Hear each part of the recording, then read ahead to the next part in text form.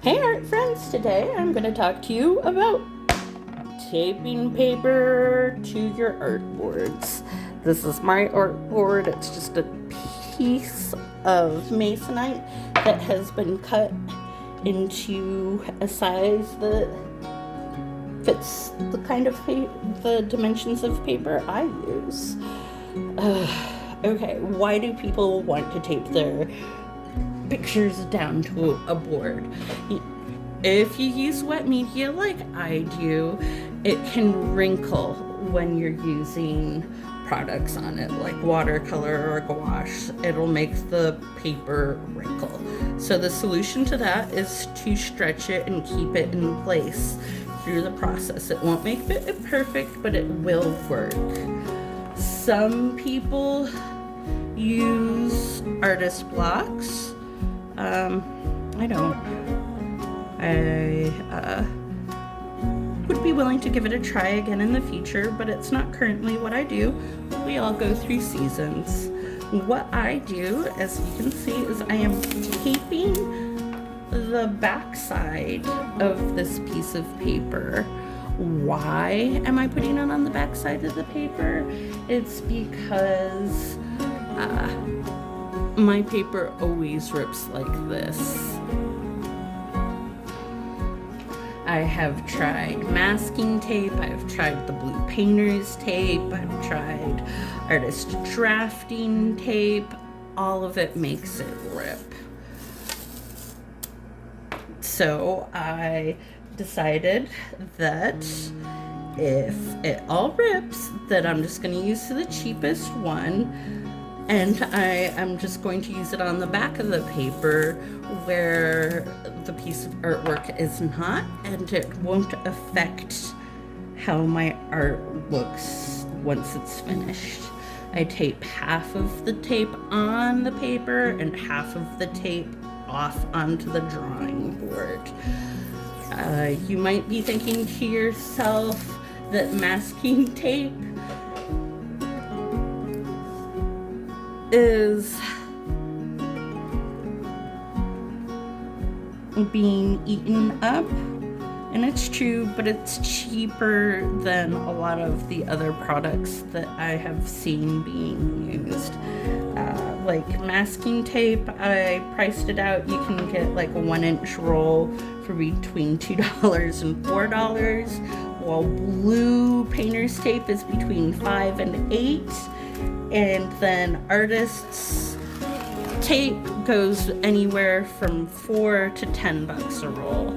So I feel like even if I am using a whole bunch more of it, I can kind of get away with it because I've got a solution that works, and I'm still not spending as much as I would be if I were using the other products that don't work for me. So I flipped it back over. This is a mandala that I am using for another video about color mixing. I believe that the original design was made by an Anna Hollingsworth. I think that's how we say her name. And it came from a worksheet that I stole from my neighbor's kid. He was gonna throw it out, and I'm like, I'm going to do that.